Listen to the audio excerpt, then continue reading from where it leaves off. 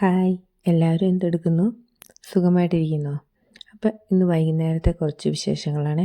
ഒപ്പം നമ്മൾ മീഷോയിൽ നിന്ന് 1-2 സാധനങ്ങൾ വാങ്ങിയായിരുന്നു. അപ്പോൾ അത് പൊട്ടിച്ച് നോക്കിയിട്ടില്ലായിരുന്നു. അതും ഒന്ന് പൊട്ടിച്ച് നോക്കാവേ. കിച്ചണിലേക്കും ഒക്കെ ആയിട്ട് വാങ്ങിയതാണ്. അപ്പോൾ ഇന്ന് വൈകുന്നേരം ഒരവധി ദിവസമാണ്. മോളാണ് മിറ്റമൊക്കെ അടിക്കുന്നത്. വൈകുന്നേരം ആണ് ഇവിടെ മിറ്റമടിക്കാറ്. രാവിലെ നമുക്കതിനുള്ള സമയമൊന്നും കിട്ടാറില്ലല്ലോ. കുഞ്ഞു മോൾ ഇവിടെ ഇരുന്ന് എന്തൊക്കെയോ കുത്തി കുറിക്കുകയൊക്കെയാണ്. കുളിയൊന്നും കഴിഞ്ഞിട്ടില്ല. അപ്പോൾ കുടിക്കാനൊക്കെ വെള്ളം വെച്ചിട്ടുണ്ട്. ഇവിടെ നല്ല തണുപ്പാട്ടോ. വൈകുന്നേരം ആകുമ്പോൾ അതുകൊണ്ട് ചൂടുവെള്ളത്തിലാണ് കുളി.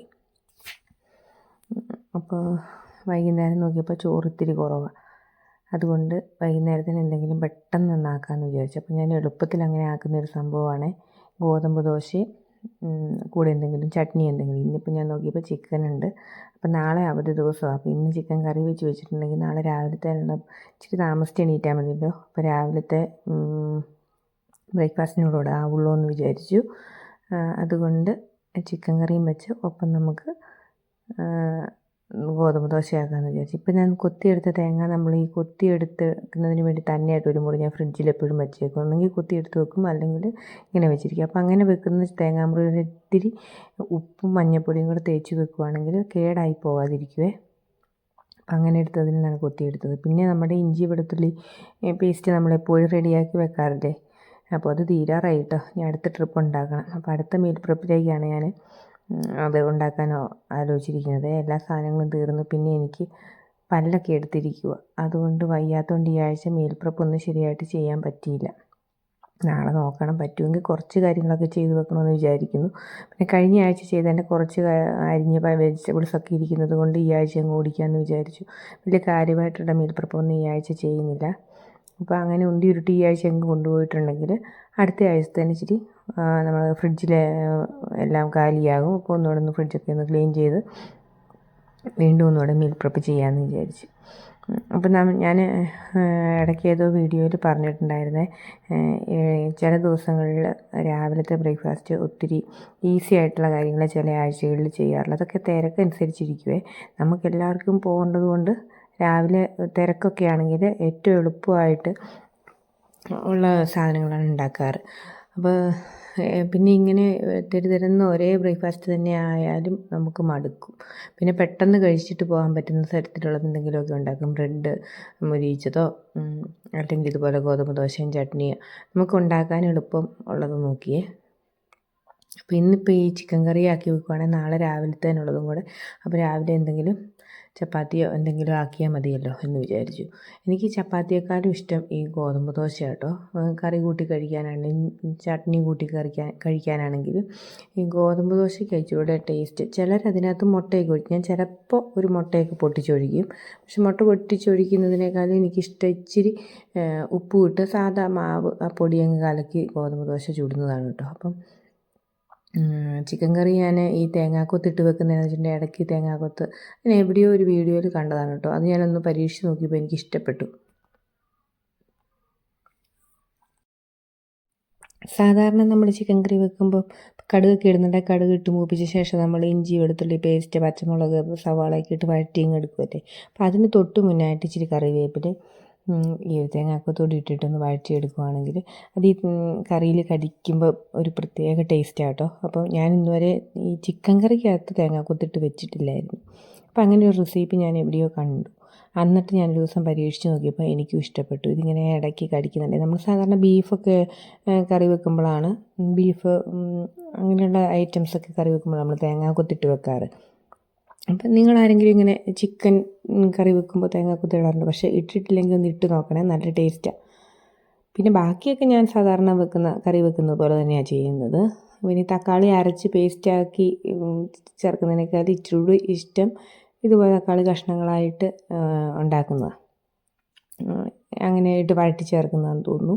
പിന്നെ പൊടികളൊക്കെ നമ്മൾ സാധാരണ മുളക് പൊടി മഞ്ഞൾപ്പൊടി മല്ലിപ്പൊടി പിന്നെന്താ കുരുമുളക് പൊടി പിന്നെ ഒരിത്തിരി ചിക്കൻ മസാല, ഒരു ലേശം ചിക്കൻ മസാല. ഗരം മസാല ഞാൻ അധികം ഉപയോഗിക്കാറില്ല. എനിക്ക് അതിൻ്റെ ഈ ഗരം മസാലയുടെ കടയിൽ നിന്ന് വാങ്ങുന്ന ഗരം മസാലയുടെ കുത്തൽ അതിനൊരു ചുവ എനിക്ക് ഇഷ്ടപ്പെടാറില്ല. അതുകൊണ്ട് ഞാൻ ഒന്നെങ്കിൽ ചിക്കൻ മസാല ഇടും അല്ലെങ്കിൽ ചിക്കൻ മസാല തന്നെ ഇട്ടും കറി വെക്കാറില്ല. കുറച്ച് ചിക്കൻ മസാല ഇടും, മീറ്റ് ആണെങ്കിൽ കുറച്ച് മീറ്റ് മസാല ഇടും.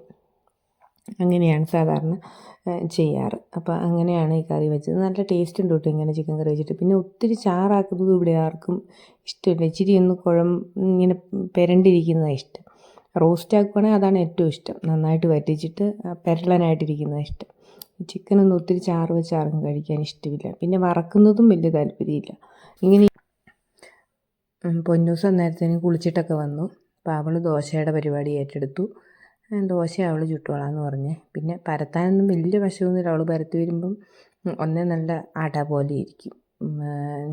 കനം കുറച്ച് പരത്താൻ അറിയില്ല. അപ്പം ഞാനൊന്ന് ഹെൽപ്പ് ചെയ്ത് കൊടുത്തു. പിന്നെ മറിച്ചിടാനും തിരിച്ചിടാനും ഒക്കെ അവൾ നിന്നോളും.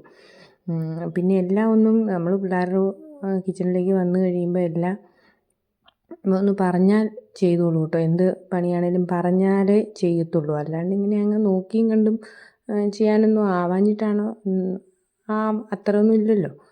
നമ്മൾ എന്ത് കാര്യം പറഞ്ഞാലും അത് അതുപോലെ ചെയ്തോളും. ഇങ്ങനെ ചെയ്യുക അങ്ങനെ ചെയ്യുന്നു പറഞ്ഞാൽ അങ്ങനെ തന്നെ നമുക്കൊരു ഹെൽപ്പല്ലേ. നമുക്ക് അടുക്കളയിൽ ഒരാൾ സഹായത്തിന് ഒരു പാത്രം അങ്ങോട്ടെടുത്ത് മാറ്റി വെക്കാൻ വന്നാൽ പോലും നമ്മളെ സംബന്ധിച്ചത് വലിയ സഹായമാണ്. ചിലപ്പം ഉപദ്രവമാകാറുമുണ്ട്. എന്നാലും കൂടുതലും എന്നെ സംബന്ധിച്ച് ഞാൻ പറഞ്ഞങ്ങ് ചെയ്യിപ്പിക്കുമ്പം അവരത് നോക്കിയും കണ്ടും ചെയ്തോളും.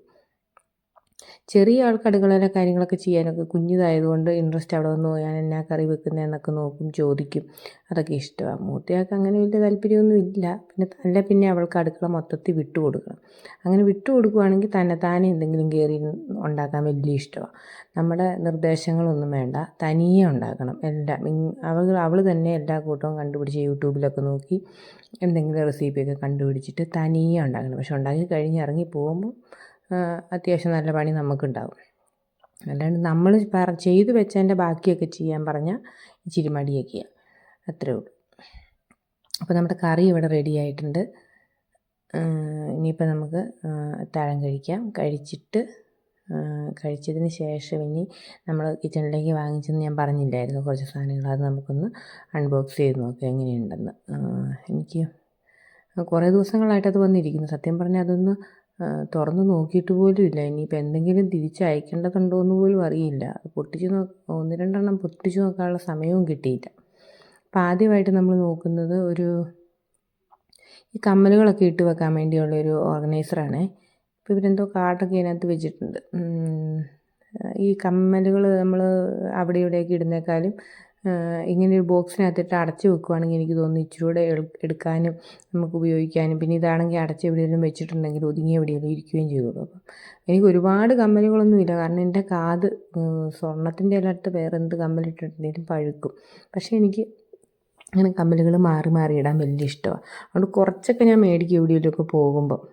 അപ്പം അവളാണെങ്കിലും അങ്ങനെ വലിയ കമ്മലുകളൊന്നും നമ്മൾ ഉപയോഗിക്കുന്ന കൂടി ജിമിക്കി പോലത്തെ സൈസുകളൊന്നും അവൾ ഇടത്തില്ല. ചെറിയ സ്റ്റഡ് കമ്മൽ അവർക്ക് സ്കൂളിലും അത് മതി. അപ്പം അവൾക്ക് ഒത്തിരി കമ്മലൊന്നുമില്ല. 1-2 ഉള്ളൂ. സ്റ്റഡ് ആയതുകൊണ്ട് ഒത്തിരി ഒന്നും മേടിച്ചും വെക്കാറില്ല.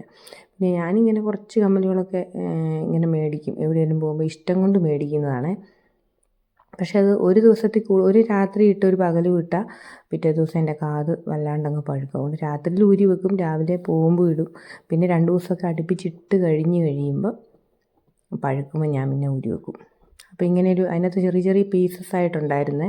അതിങ്ങനെ ഉള്ളിലേക്ക് ഇറക്കി വെച്ച് നമ്മൾ തന്നെ അത് ഓരോ കമ്പാർട്ട്മെൻറ്റായിട്ട് തിരിച്ചിട്ട് അതിനകത്ത് ഓരോ കള്ളികളിൽ നമുക്ക് ഇതുപോലെ കമ്മലുകൾ ഇട്ട് വെക്കാം. എന്നിട്ട് നമ്മൾ അടച്ചങ്ങ് വെച്ചിട്ടുണ്ടെങ്കിൽ അത് സേഫായിട്ട് അവിടെ ഇരുന്നോളും. അപ്പോൾ ഞാൻ ഓരോ കമ്മലുകൾ എടുത്ത് അറേഞ്ച് ചെയ്യുവാണ്. അതിൻ്റെ പീസസ് 2 എക്സ്ട്രായും കൂടെ ഉണ്ടായിരുന്നു കേട്ടോ. ഇനിയിപ്പോൾ എന്തെങ്കിലും കേട് വന്നിട്ടുണ്ടെങ്കിൽ വെച്ചോട്ടെ നിർത്തും കണ്ട് അവർ എക്സ്ട്രാ വെച്ചിരുന്നതാണ്. എന്നാൽ നല്ല ക്വാളിറ്റി ഉണ്ട് കേട്ടോ. നമുക്കിതുപോലെ കുറേ അധികം അറകളുണ്ട്. കുറേ അധികം കമ്മലുകൾ നമുക്കതിനകത്ത് സൂക്ഷിച്ച് വെക്കാം. പിന്നെ അടച്ചെവിടെയെങ്കിലും ഒതുക്കി നമുക്ക് വെക്കുകയും ചെയ്യാവേ. പിന്നെ നമ്മൾ അടച്ച് കഴിഞ്ഞിട്ട് പിന്നെ അങ്ങോട്ടും ഇങ്ങോട്ടും തിരിച്ചാലും മറിച്ചാലും ഒന്നും ഇത് അങ്ങോട്ടും ഇങ്ങോട്ടും ഒന്നും മാറിപ്പോകത്തില്ല. അപ്പോൾ വെക്കുമ്പോൾ നമ്മൾ നല്ലതായിട്ട് ചേർത്ത് താഴേക്ക് ആ പീസസ് അടച്ച് വെക്കണം. എന്നാലേ അത് മുറുക്കി അടഞ്ഞും വരുള്ളൂ.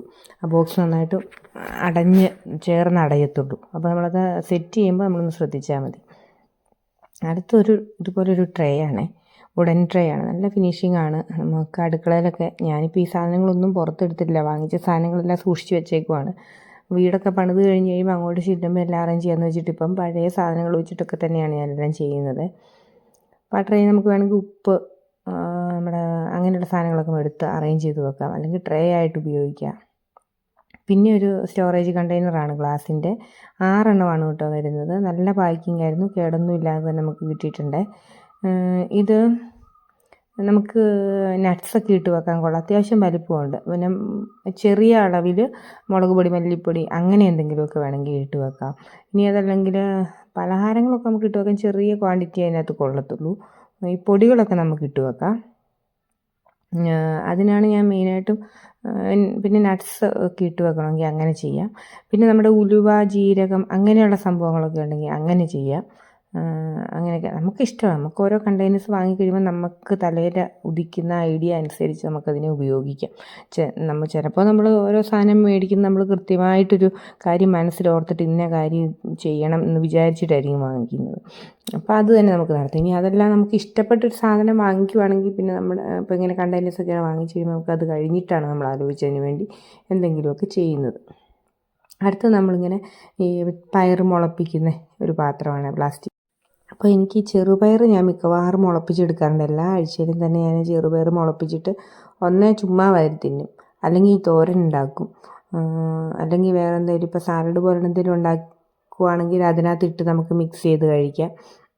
ഇപ്പം അതല്ലെങ്കിൽ വൻപയർ, കടല, ഇത് 3ഉം കൂടെ ഒന്നിച്ച് മുളപ്പിച്ചിട്ട് നമുക്ക് മിക്സ് ചെയ്ത് കഴിക്കാം.